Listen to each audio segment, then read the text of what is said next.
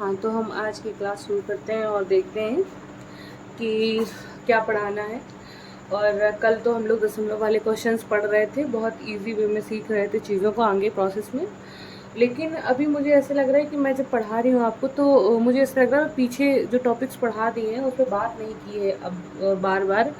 तो मुझे लग रहा है ऐसा ना हो कि आप लोग भूल गए हों, तो मैं थोड़ा उस पर बात कर लेती हूँ। देखो मतलब कितना टाइम लगता है, तो आप थोड़ा पेशेंस बना के देखिए कि हमें लगता है कि हमने आपको सबसे पहले, हाँ, और मैं थोड़ा अलग और पढ़ाने के लिए दूसरा तरीका यूज़ करी हूँ। अगर आपको ठीक लगे तो आप कमेंट करके बताइए, तो इसी पे पढ़ाऊँगी मैं, राइट। और हाँ, तो मैंने क्या क्या पढ़ा दिया हम इस पर बात करते हैं।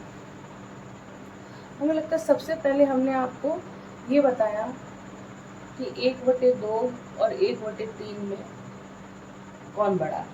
हमने आपको ये बताया, हमने आपको कहा कि यहाँ ये बात हो रही है कि 1/2 का मतलब ये है कि कोई चीज़ एक है और उसके हिस्से दो हो गए हैं। और यहाँ बात हो रही है कि कोई चीज़ एक है और उसके 3 हिस्से हो रहे हैं।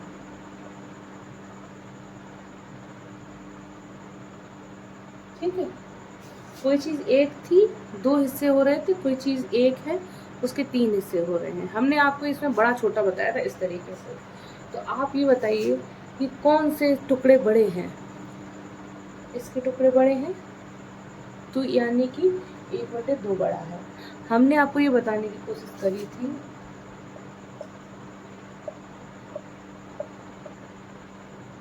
कि जब अंश बराबर हो, जब अंश बराबर हो तो बड़ी वो संख्या होती है जिसका हर छोटा होता है, जिसका हर छोटा होता है। क्योंकि जो हर छोटा होता है इसका मतलब ये है, ये इसलिए बड़ी होती है क्योंकि वो उस 4 चीज़ को, जो 4 हैं उन 4 चीज़ों को, यहाँ उसने 5 टुकड़े किए हैं तो 3 टुकड़े तो और हैं, पहले 4 5 हो गए। यहाँ पर उसने 4 चीज़ों के 7 टुकड़े किए हैं, तो जो छोटी नीचे लिखी हुई है यानी कि उसके टुकड़े बड़े बड़े हैं। हमने आपको ये समझाने की कोशिश की थी। दूसरी बात ये है कि हमने सेम इसी तरीके से आपको ये बताया था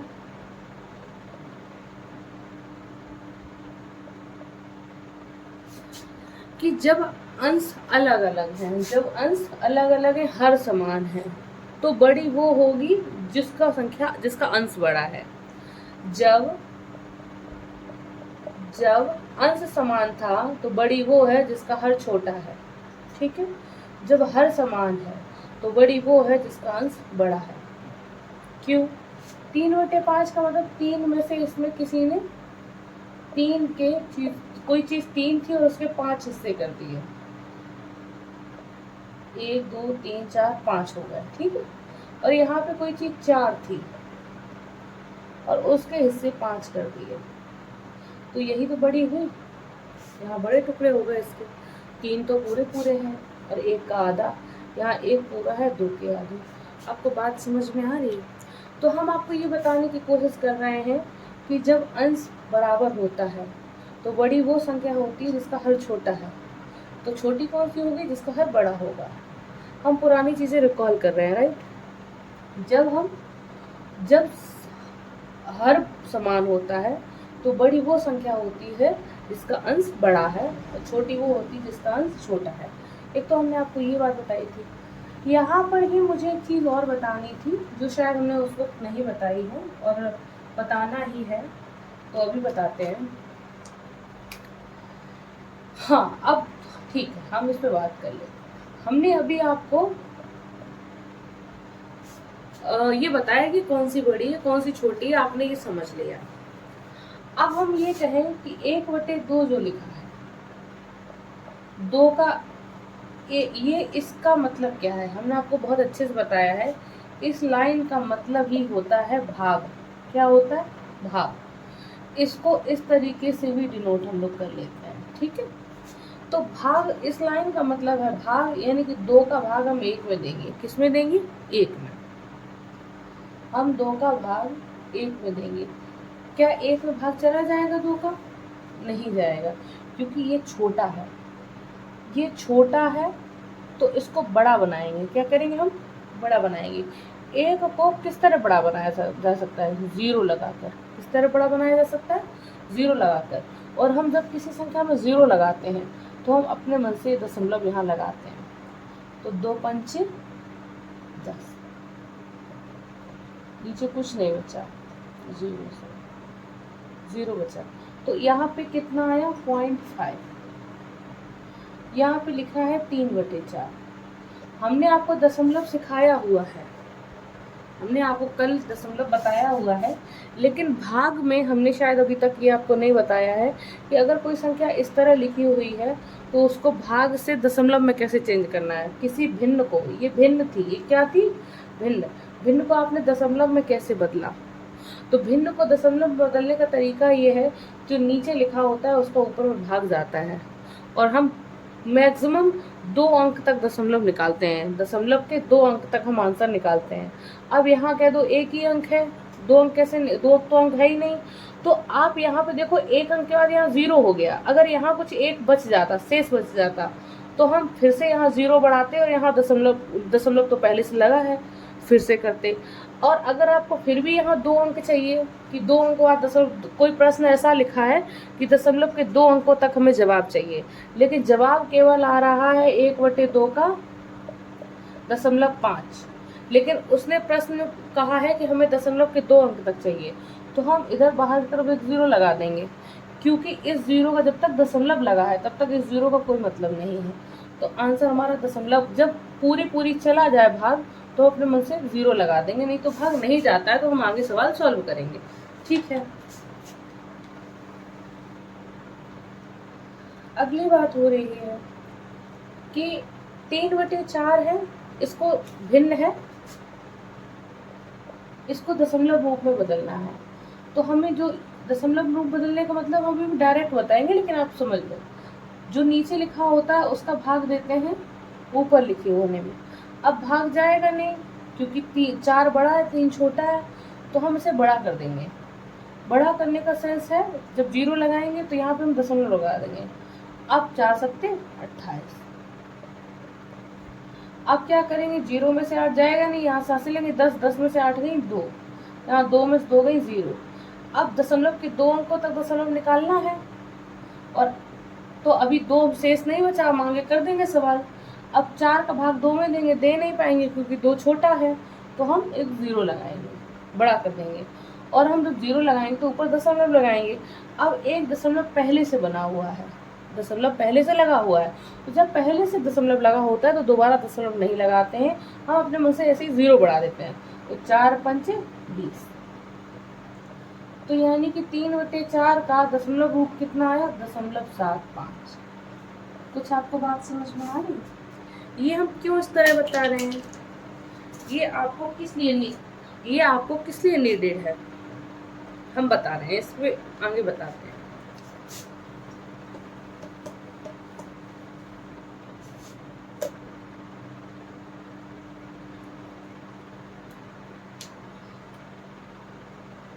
आपसे कहा गया कि सबसे पहले तो डिवाइड देख लीजिए आप, जैसे ये लिखा हुआ है तो इसको कैसे सॉल्व करेंगे। अभी तो हम चिन्ह लगा के प्रॉपर ऐसे कर रहे थे कि हमने ऐसे इसको इसमें बदल दिया कि इसका मान होता है ऐसा, और ऐसे यहाँ 7 लिख दिया, यहाँ 4 लिख दिया, यहाँ 0 बढ़ा दिया, यहाँ दशमलव लगा दिया। 7 से 42 ज़्यादा हो जाएगा, 7 पना 35 हो जाएगा। अब 10 में से 5 गई 5। अब 5 में 7 का भाग जाएगा नहीं, हम अपने मन से 0 लगाएंगे। 7 सत्ते 49। अब 0 में से 9 जाएगा नहीं, यहाँ से हासिल लेंगे 10, 10 में से 9 गई 1। तो दशमलव के 2 अंक तक निकल आया है। अगर नहीं निकलता तो हम फिर यहाँ 0 बढ़ाते और तब हम करते। ठीक है, तो दशमलव के 2 अंक तक निकल आया तो यहीं तक हम छोड़ दें। ये एक बात हो गई। अब हम ये कह रहे हैं कि डायरेक्ट हम सीखें।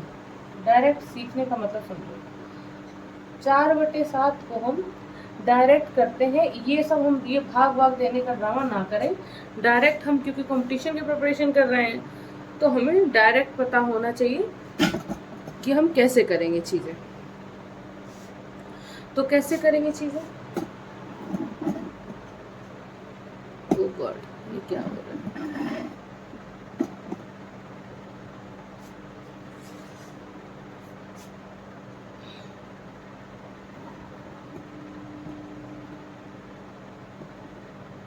हाँ, डायरेक्ट। अब हम भाग भाग ना दें, डायरेक्ट चीजें करें। कैसे करेंगे डायरेक्ट? हमने देखा कि 7 जो नीचे लिखा होता है उसका भाग हमें ऊपर देना पड़ता है, इसका भाग हमें ऊपर देना पड़ता है। तो ऊपर भाग तभी तो देंगे जब 7 से ऊपर बड़ी होगी। जब बड़ी नहीं है ये, जब ये चीज बड़ी नहीं है तो हम इसे ऊपर बड़ा बनाएंगे। क्या करेंगे? बड़ा बनाएंगे। भाग दे रहे हैं तो बड़ा बनाने के लिए हम यहाँ 0 लगाएंगे। और हम जब भाग एक जगह हम जहाँ उसका भागफल लिखेंगे, तो यहाँ जब 0 लगाया तो हमने ऊपर दशमलव अलग लगा दिया। अब हमने इसे काटा, 7 छंग 42 ज्यादा हो जाएगा, 7 बना 35।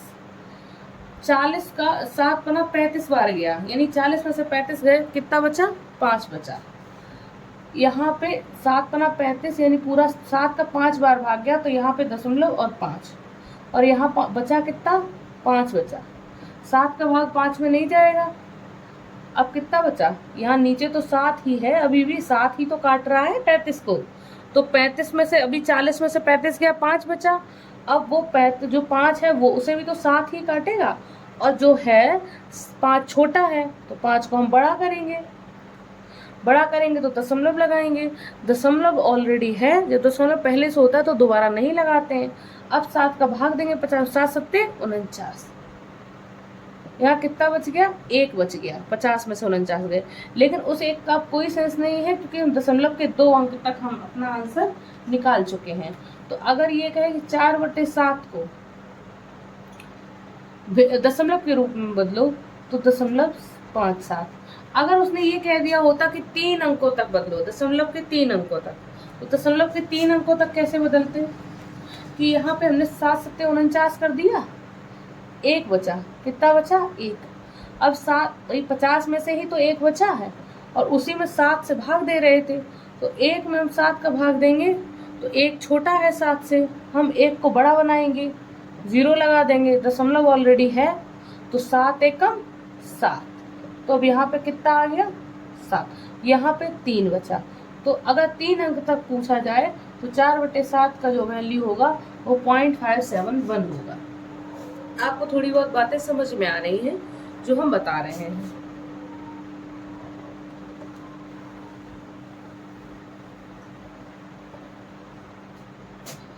तो आपने ये चीज समझी कि जो आपने पहले पढ़ा था कि बड़ी संख्या कौन सी है, छोटी संख्या कौन सी है। भिन्न में आपने भिन्न को दशमलव में बदलना सीखा, डायरेक्ट दशमलव में बदलना। अगर कहीं लिखा हुआ है 12/15, तो कैसे ऐसे दशमलव में बदलो? 15 का भाग 12 में देंगे, 15 से 12 छोटा है, भाग जाएगा नहीं, हम 0 लगाएंगे। जब 0 लगाएंगे तो हम अपने आंसर में दशमलव पहले लगा देंगे, क्योंकि हमने 0 पहले ही लगा दिया है। अब 15 8 120, तो इसका आंसर आया 0.8। पूरा पूरा कट गया। अब ये कह दे कि दशमलव के 2 अंकों तक जवाब दो, तो हम 0 लगा देंगे। दशमलव के 3 अंकों तक जवाब दो, तो 2 0 लगा देंगे, क्योंकि पूरा पूरा कट गया है ना। तो जब पूरा पूरा कट गया तो 0 लगा के ही अंक बढ़ाए जा सकते हैं। ठीक है। दूसरा, इसी तरीके से आपसे बोला जाए कि 8/3 इसका भाग दो, भिन्न है, इसको दशमलव में बदलो, तो 3 का भाग 8 में चला जाएगा, क्योंकि 3 बड़ी है, 8 बड़ी है, तो 3 दूनी 6, तो 3 दूनी 6। कितना बचा यहाँ पे? 3 दूनी 6, 8 में से 6 गया, 2 बचा। 2 बचा, हमने 2 बार ही भाग दिया, 3 दूनी 6, 2 बचा ये। अब 3 का भाग 2 में जाएगा नहीं, तो दशमलव में निकालना है, तो जब 2 में जाएगा नहीं तो हम इसे बड़ा कर देंगे, क्योंकि 2 छोटी थी ना, तो बड़ा बनाने के लिए हम 0 लगाएंगे, और 0 जब लगाई तो हम यहाँ दशमलव लगा देंगे। अब 3 18, फिर 2 बचेंगी, फिर हम 0 लगा देंगे, 3 18, तो 2.66 आया। क्या आया? 2.66 आया। तो आप ये सीख रहे हैं भिन्न को दशमलव में बदलना, भिन्न को दशमलव में बदलना। आपने भिन्न को भिन्नों में बड़ा छोटा सीखा 2 संख्याओं में। आपने भिन्न में आपने ये देखा कि अगर अंश बराबर है तो बड़ी वो होगी जिसका अगर इस तरह कोई संख्या लिखी हुई है।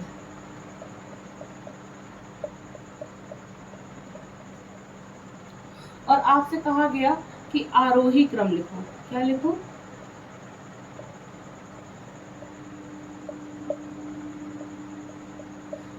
आरोही क्रम का मतलब होता है डिक्रीजिंग ऑर्डर। क्या होता है?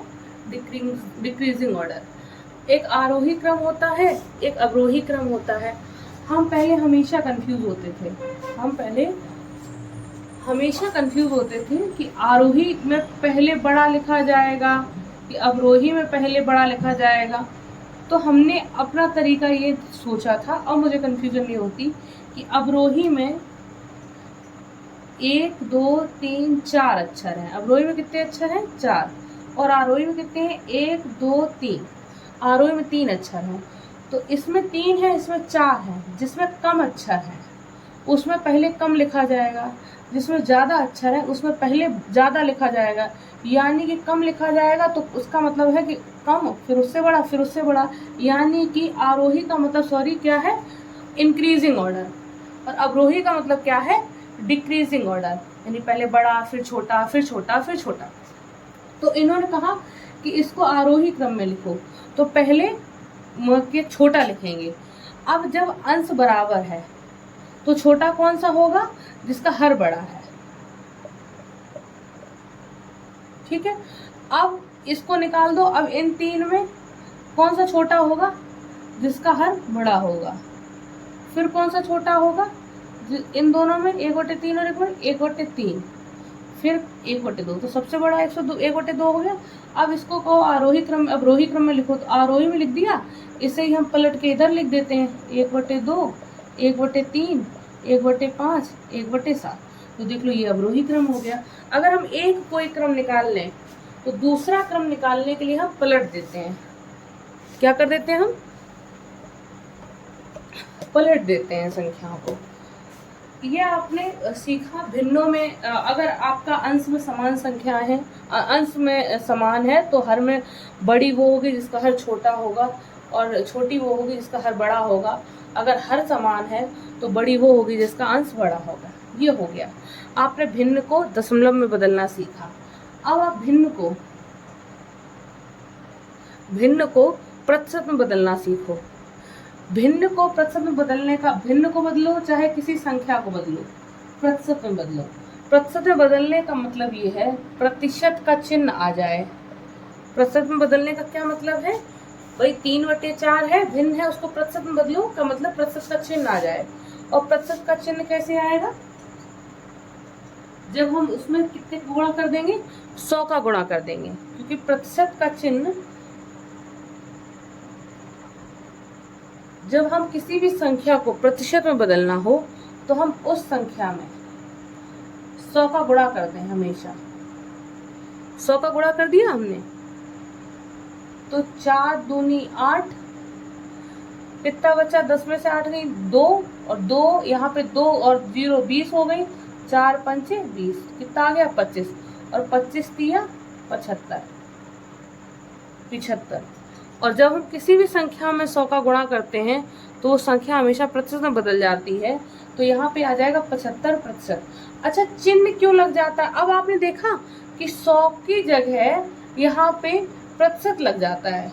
100 की जगह क्या लग जाता है? पहले 100 था और यहाँ बात वो अपनी बराबर रखता है। क्योंकि मैथ्स में ऐसा होता है कि तुम चाहे कुछ भी करो मैथ के साथ, लेकिन वो आंसर हमेशा हर तरीके से सेम ही देगा। क्यों ऐसा ये हुआ आपको ये बताना है कि यहाँ पे 100 का गुणा दिया और यहाँ प्रतिशत क्यों लिख दिया? इसलिए लिख दिया कि इन केस ऑफ आप प्रतिशत को हटाएं तो प्रतिशत की वैल्यू कितनी है? 1/100। प्रतिशत की वैल्यू कितनी है? 1/100। अगर आपको प्रतिशत हटाना भी पड़े कभी तो 4 दूनी 8, 4 पंचे 20, या इसे कर लो 25 चौको 100, 25 तिया 75। तो जो संख्या पहले से थी वही आ जाए। आप मैथ के साथ कुछ भी करो लेकिन आंसर कभी चेंज नहीं हो सकता। आपको उसने कहा प्रतिशत में बदलो, तो आपने पटक से 100 का गुणा कर दिया, और 100 का गुणा करने की जगह 100 तो कट गया, लेकिन हमने उसको बता दिया, प्रतिशत का चिन्ह लगा के ये बता दिया कि हमने इसमें संख्या में 100 का गुणा कर चुके हैं पहले से। अगर हमें वो अपने 100 वापस लेने हैं तो हमें 100 का भाग देना पड़ेगा, तभी प्रतिशत की वैल्यू होती है 1/100, यानी प्रतिशत हट जाता है और 100 आ जाता है। यानी कि जब भी किसी संख्या में, यहाँ पे अगर 80% लिखा हुआ है तो इसका मतलब ये है कि इसमें 100 का गुणा हो चुका है, तभी ये प्रतिशत आया है। अगर हमें 100 का भाग दे दें तो ये प्रतिशत का कोई मतलब नहीं, ये हट जाएगा। तो यानी कि मूल संख्या क्या थी? मूल संख्या 4/5 थी, और इस संख्या में हमने 100 का जब गुणा किया था तो हमारा 80% आया था। आपको बात समझ में आ रही है? हम आपको ये बताने की कोशिश कर रहे हैं कि जब भी किसी संख्या के साथ प्रतिशत का चिन्ह लगा होता है,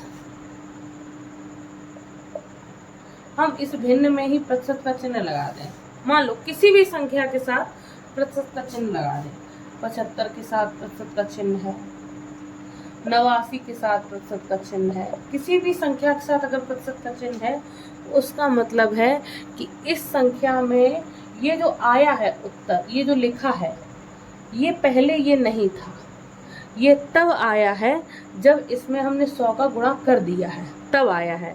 तो अगर हमें ये जानना है कि ये 100 के गुणा करने के पहले क्या था, तो हमें क्या करना पड़ेगा? प्रतिशत हटाना पड़ेगा।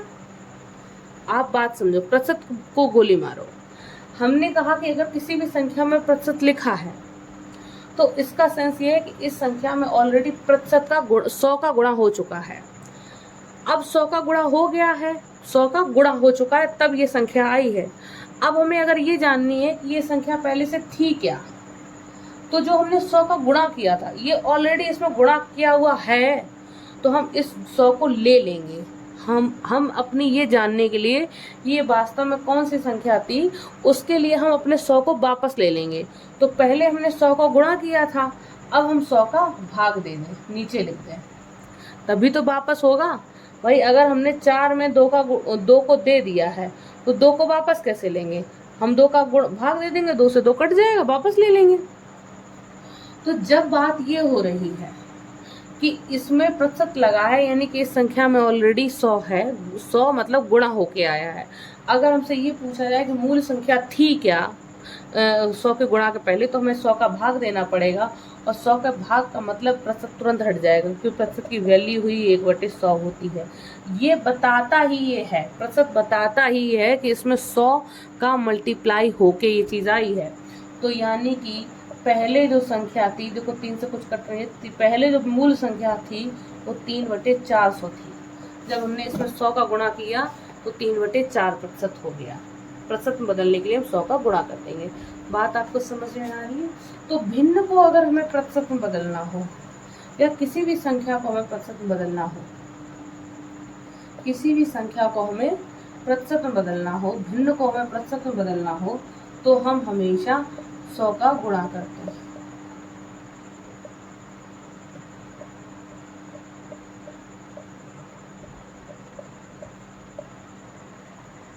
ठीक है। अगर कहीं प्रतिशत दिया गया है और इसे अब भिन्न में बदलना है, इसका मतलब ये है कि इसके मूल रूप को पूछा गया है कि ये था कितना, तो इसमें ऑल प्रतिशत लगा है, यानी कि 100 है, इसमें पहले से 100 का मल्टीप्लाई हुआ है। हम इस 100 को छीन लेंगे, यानी 100 का भाग दे देंगे। तो ये 7/10 थी। कितनी थी? 7/10 थी। तो आपको एक बात समझ में आ रही है कि जब किसी संख्या को प्रतिशत में बदलना होता है तो हम 100 का गुणा करते हैं, और जब किसी प्रतिशत को हमें भिन्न में बदलना होता है तो हम 100 का भाग करते हैं। ये सब बुक्स कहती हैं। मुझे ये बात थोड़ी अच्छी नहीं लगती कि प्रतिशत को हटाने के लिए हम 100 का भाग देते हैं। एक्चुअली प्रतिशत को हटाने के लिए 100 का भाग नहीं देते। जो आपने ये 100 दिया था ना, इसको, मुझे ऐसा लगता है इसकी ये लैंग्वेज होनी चाहिए कि जो हमने इसको, प्रतिशत का मतलब क्या है कि हम इसको 100 मल्टीप्लाई में दे चुके हैं, तो हमारा मतलब ये होता है प्रतिशत हटाने का कि जो हमने मल्टीप्लाई में 100 दिया है हम उसे अपना वापस ले रहे हैं, और जब हमने कोई चीज़ गुणा में दी है तो हम वापस लेंगे तो भाग ही तो देंगे। अगर हमने कोई चीज़ जोड़ में दी है तो अगर हमने 8 को 10 बनाने के लिए 2 का जोड़ा है तो हम 2 को वापस लेने के लिए 2 घटाएंगे, तभी तो ये कटेगा, तभी तो ये वापस से 8 आएगा। आपको समझ में आ रहा है? यानी कि उसके उल्टे काम करना पड़ेगा, जोड़ा है तो घटाना पड़ेगा, भाग दिया है तो गुणा करना पड़ेगा, गुणा किया तो भाग देना पड़ेगा। आपको बात समझ में आ रही है? ये तो हो गई एक बात। दूसरी बात क्या है? एक बात ये है कि आपने अब जैसे अंश बराबर है, हर बराबर है, ये तो सीखा। अगर इस तरह लिखा हो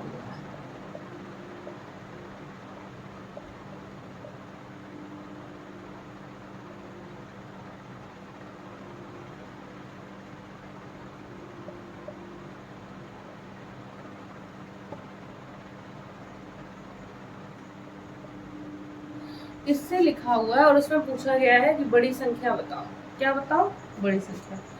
मैं तो आपसे ये कहूंगी कि जब भी बड़ी संख्या या छोटी संख्या या आरोही क्रम या अवरोही क्रम बताया पूछा जाए इस टाइप की संख्याओं में, तो आपका पहला काम ये होना चाहिए कि इन संख्याओं का भाग दे दो,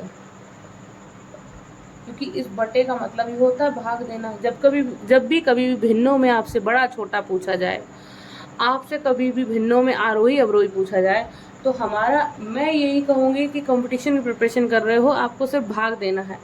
1 अंक तक देते जाओ। 4 का 3 में भाग दोगे नहीं जाएगा, क्योंकि 3 छोटा है, तो हम दशमलव लगाएंगे, यहाँ 0 लगाएंगे तो 4 सत्ते 28, दशमलव 7 हम केवल 1 अंक तक लगाएंगे।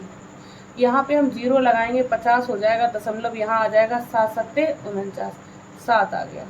7 में 6 का भाग देंगे जाएगा नहीं, दशमलव लगाएंगे, 0 लगाएंगे, 7 अट्ठे 56। अब 11 को 9 में भाग देंगे जाएगा नहीं, तो यहाँ पे 0 लगाएंगे, यहाँ दशमलव लगाएंगे, 11 अट्ठे 88, दशमलव 8 आ गया। अब हमने आपसे कहा कि 1 अंक तक दशमलव निकालना है। अब 1 अंक के दशमलव तक निकालने में तो लफड़ा हो गया, यहाँ 2 जगह दशमलव 7 आ गया, 2 जगह दशमलव 8 आ गया, यानी यही क्लियर नहीं है कि अब बड़ी कौन सी है। तो हमें 2 अंक तक दशमलव निकालना पड़ेगा। अगर यहाँ पे इस तरह आ जाता तो हम यहाँ पे क्लियर कर लेते कि कौन सी बड़ी है, दशमलव के बाद कौन सी बड़ी है, 8 बड़ी है तो यानी ये बड़ी हो जाएगी। कौन सी छोटी है, दशमलव के बाद 3 छोटी है तो ये छोटी हो जाएगी। अगर ये तीनों अलग अलग निकल आते पहली बार में तब तो हम तुरंत कर लेते, लेकिन पहली बार में नहीं निकले तो हमें फिर से भाग देना पड़ेगा आगे। 7 चौको 28, 2 बचा, 7 में फिर अब 4 सत्ते 28, 2 बचा। अब 4 का भाग 2 में जाएगा नहीं, तो हम फिर 0, 4 पंचे 20, 7 सत्ते 49, 1 बचा। 7 का भाग 1 में जाएगा नहीं, 0 बढ़ाएंगे, 7 एकम 7, यहाँ पे 7 अट्ठे 56, 2 बचेंगे, 0 बढ़ाएंगे, 7 दूनी 14, यहाँ पे 11 अट्ठे 88, 2 बचेंगे, 0 लगाएंगे, 11 दूनी 22, 11 एकम 11। अब तो मिल गया। यहाँ दशमलव के बाद 82 है, यहाँ 81, यहाँ 71, यहाँ 75, तो सबसे बड़ी हो गई 82, सबसे छोटी हो गई 0.71। अगर यहाँ पे आरोही अवरोही क्रम पूछ दिया जाए, अगर यहाँ पे आरोही क्रम पूछ दिया जाए,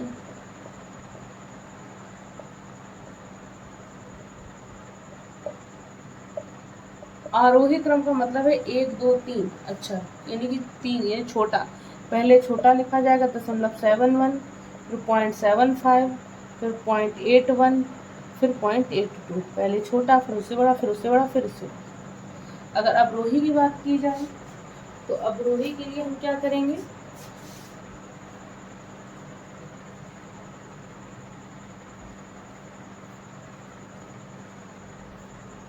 पलट देंगे, 0.82, 0.81, 0.75, 0.7, इसी को पलट देंगे, ये क्रम पलट जाएगा, वही हो जाएगा। आपने क्या क्या अभी सीखा, हम आपको एक्चुअली भिन्नों को लेकर आपको फ्री करना चाह रहे हैं। आपसे फ्रैक्शंस में कुछ भी भिन्नों में पूछ दिया जाए, आपको थोड़ा डाउट ना हो, कंफ्यूजन ना रहे, इसलिए हम चाह रहे हैं भिन्नों का टॉपिक। तो हमने भिन्नों में देखा, कि हमारे पास कुछ संख्याएं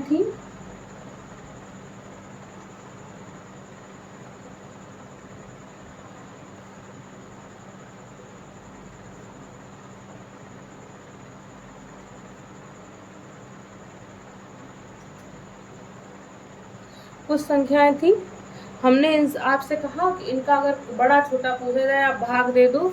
आप यहाँ छोटी है, दशमलव पहले आएगा, 30 हो जाएगा, 4 सत्ते 28। यहाँ 10 छोटी है, 70 हो जाएगा, 9 अट्ठे 72, 9 सत्ते 63। अब यहाँ 2 जगह दशमलव 7 आ गया तो हमें आगे भी करना पड़ेगा। 4 सत्ते 28, यहाँ 2 बची, 20 हो जाएंगी, 4 पंचे 20, यहाँ 9 सत्ते 63, 7 बची, 70 फिर हो जाएगा, 9 सत्ते 63। अब 14 का भाग 13 में देंगे तो जाएगा नहीं, 130 करेंगे, दशमलव आएगा यहाँ पे, और 14 9 126। तो अब देखो यहाँ पे कौन सी बड़ी है, सबसे बड़ी है 0.9, फिर 0.77, फिर 7.75, यही तो क्रम रहेगा। यानी कि अवरोही क्रम की बात करो, पहले बड़ा फिर उससे छोटा फिर उससे छोटा। ठीक है, तो ये बात हुई एक कि हम भिन्नों में, ये तरीका होता है कॉम्पिटिटर का कि वो इस तरह भिन्नों में बड़ा छोटा निकालता है, लेकिन हम एक दूसरा तरीका ये बता दे रहे हैं कि हम इजी वे में कैसे कर सकते हैं। इस तरह कोई संख्या है और हम इसे बच्चों को कैसे सिखाते हैं, हम उस पर बात करें कि हम देखते हैं कि पहले इन दोनों में हम देखेंगे कौन सी बड़ी है। तो जिन दोनों में देखेंगे उन दोनों के बीच में हम इस तरह क्रॉस मल्टीप्लाई कर देंगे, और जब हम क्रॉस मल्टीप्लाई करेंगे तो ऊपर की तरफ गुणा मल्टीप्लाई होगा, इसका इसमें गुणा, 3 का 6 में 18, और इसका इधर 4 पंचे। तो इन दोनों में कौन सी बड़ी है। अगर हम एक बार बड़ी उठाएंगे तो हमें फिर हर बार बड़ी उठानी पड़ेगी, ठीक है, क्योंकि यही तरीका। अगर हम पहले छोटी उठा लेते हैं तो हर बार छोटी उठाएंगे। मान लो हमने छोटी उठा ली तो 18 और 20 में कौन सी छोटी है, 18 छोटी है। इसका मतलब है कि इन दोनों में 3/4 छोटी है, 5/6 बड़ी है। अब 3/4 और 7/8 में देखेंगे इसमें कौन सी बड़ी है, ये छोटी। अब हम छोटी उठाई तो छोटी देखेंगे, क्रॉस मल्टीप्लाई करेंगे, 8 तिया 24, 7 तिया 7 चौको 28, 7 चौको 28। तो इसमें भी कौन सी छोटी हो गई, 3/4। कौन सी छोटी हो गई, 3/4। यानी कि इन दोनों में भी 3/4 छोटी और इन दोनों में भी 3, तो सबसे छोटी हो गई 3/4। अब 5/6 और 7/8 में देखते हैं कौन सी छोटी है। 45, 6 सत्ते 42। तो यानी कि इसमें 40 है तो ये छोटी हो गई। तो यानी कि 3/4 के बाद 3/4 से बड़ी, यानी सबसे छोटी तो 3/4 थी, उससे बड़ी 5/6, फिर 7/8। आपको बात समझ में आ रही है कि इस तरीके से हम, ये बच्चों को तरीका होता है, या ये थोड़ा ज़्यादा अच्छे से अगर आपको समझना है इजी वे में तो ये और इजी वे है। यानी कि अगर आपसे कभी भी, मैं थोड़ा सा टिपिकल नहीं होना चाहती हूँ, अब मैं इस बात को यहीं पे ख़त्म करके आगे बढ़ना चाहती हूँ कि मैं इस पे और बात करूँगी जब नीडेड होगा। हमने आपको अगला टॉपिक एक भिन्नों वाला आपको बताया। हाँ, भिन्नों में आपको जोड़ना,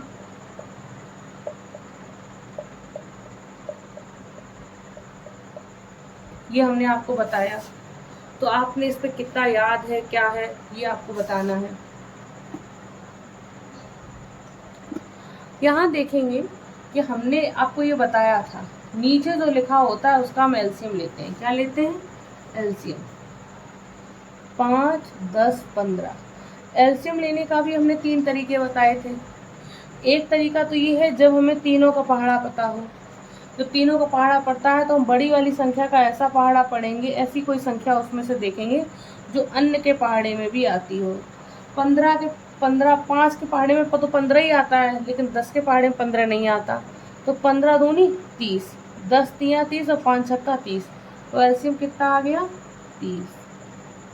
ठीक है, तो 30 आ गया तो हम सबको 30 बनाएंगे। क्या बनाएंगे, 30 बनाएंगे।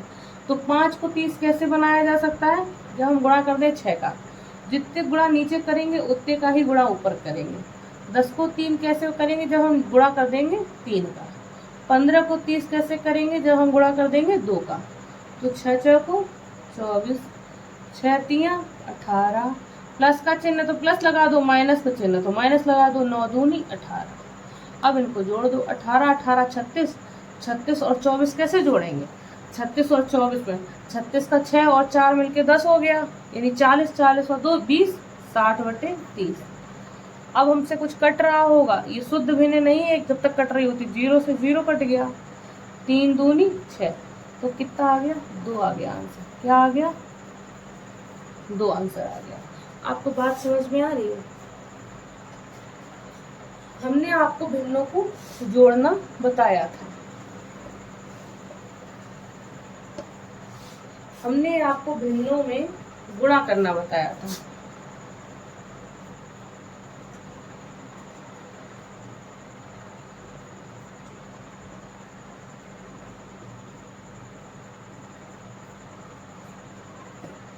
हमने आपको भिन्नों में भाग करना बताया था।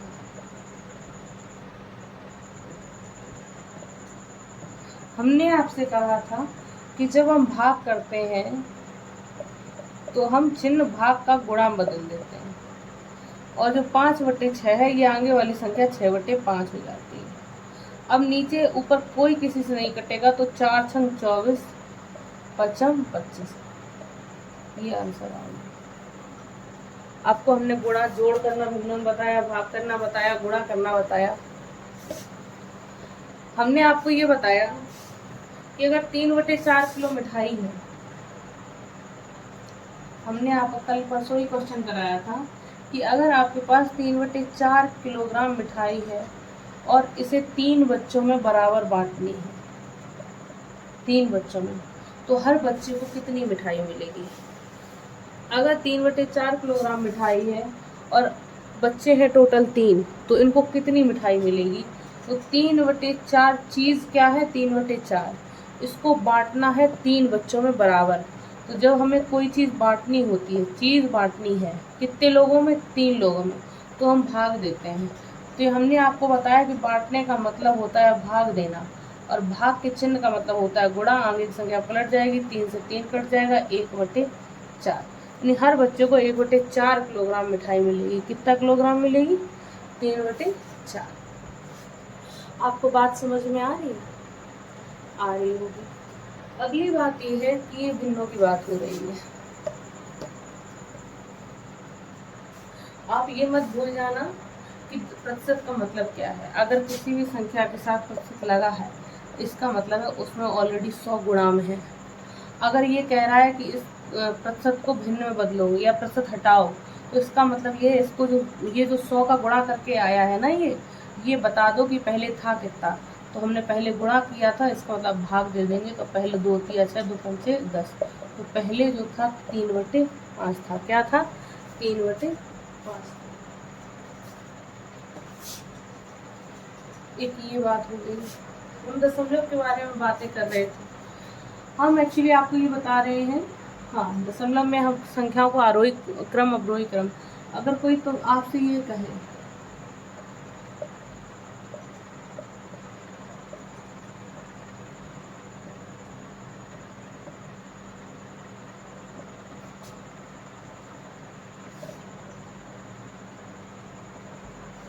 सबसे पहले हम यहाँ ये कह लेते हैं, अगर कहीं लिखा है 3.4 और लिखा हुआ है 3.4321,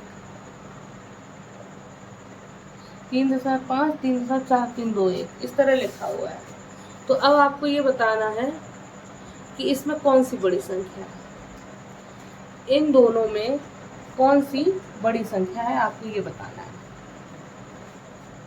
आपको दिख रहा होगा कि ये बड़ी लिखी हुई है तो ये बड़ी होगी, ये छोटी दिख रही तो छोटी दिखी होगी।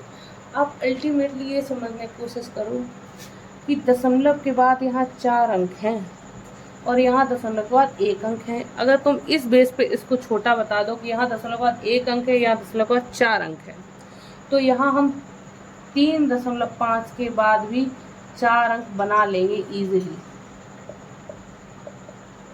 क्योंकि हमने आपको बताया है दशमलव के बाद कितने भी जीरो लगाओ कोई मतलब कोई दिक्कत नहीं होती, कोई फर्क नहीं पड़ता। तो हमें यहाँ एक अंक था, हमने 4 अंक बना लिए। अब बता दो कौन सी बड़ी हो गई, यही तो बड़ी हो गई। अल्टीमेटली आपको ये समझने की डायरेक्ट ज़रूरत है कि दशमलव के बाद देखेंगे कि कौन संख्या बड़ी, जो बड़ी है वही बड़ा होगा दशमलव के बाद। अब सेम यही बात यहाँ आ गई। आपसे पूछा गया है कि इनका आरोही क्रम बताओ। क्या बताओ? आरोही क्रम बताओ। आरोही क्रम का मतलब होता है पहले छोटा। तो सब जगह 3 3 3 है, तो सब तो छोटे हैं ही। अब सबसे छोटा देखना है, तो यहाँ पे 4 है, यहाँ 2 है, यहाँ 4 है, यहाँ 5 है। तो दशमलव के बाद यही छोटा है, तो ये सबसे छोटा होगा। अब 1 2 3 में देखते हैं कौन सा छोटा है। ये तो 0.5 है, ये तो बड़ा है। इन दोनों में देखो, ये 4 के बाद 1 है, यहाँ 4 के बाद 0 है, तो ये बड़ा हुआ, तो ये छोटा हो गया 3.40, फिर 3.41, फिर लास्ट में लिख देंगे 3.5। ठीक है, तो ये हो गया आपके दशमलव संख्याओं में आरोही या अवरोही क्रम निकालना। अगली बात समझो।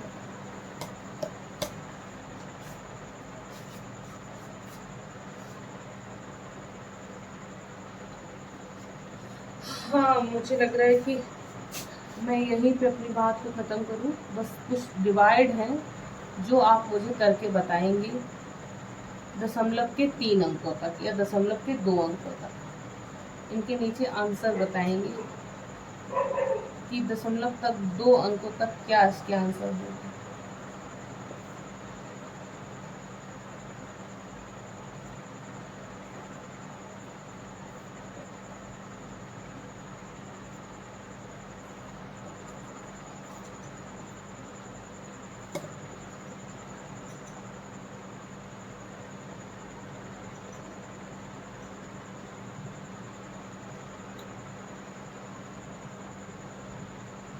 हमने आपको बोर्ड मास पढ़ाया है, वो उस पर हम कल बात करेंगे। मुझे लग रहा है कि एक्चुअली मेरे अंदर जो ये वीकली मैथ्स का क्लास लेने का जो यूट्यूब पे चलन है, ये मुझे जारी रखना पड़ेगा।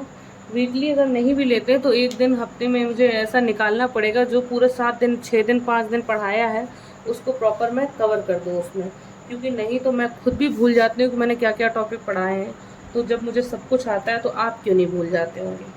तो मैं अब अपनी बात को यहीं ख़त्म करती हूँ, और जो भी चीज़ें मैं आगे बताऊँगी। और अगर आपको ये लग रहा है कि नहीं ये रिकॉल कराना ज़रूरी नहीं है, तो आप कमेंट सेक्शन में आप उनको बताइए कि नहीं ये नीडेड नहीं है, तो फिर मैं उस हिसाब से चीज़ें करूँगी। बाकी मैं अपने हिसाब से मैं सोच रही हूँ कि इतना बेसिक पढ़ाऊँ, इतना ज़ीरो पढ़ाऊँ कि कभी भी आपको इतना बेसिक पढ़ना कहीं भी पढ़ने के लिए परेशान नहीं होना पड़े। तो अभी आप मेरा चैनल अगर आपको पसंद आए तो आप मेरा लाइक शेयर एंड सब्सक्राइब करिए।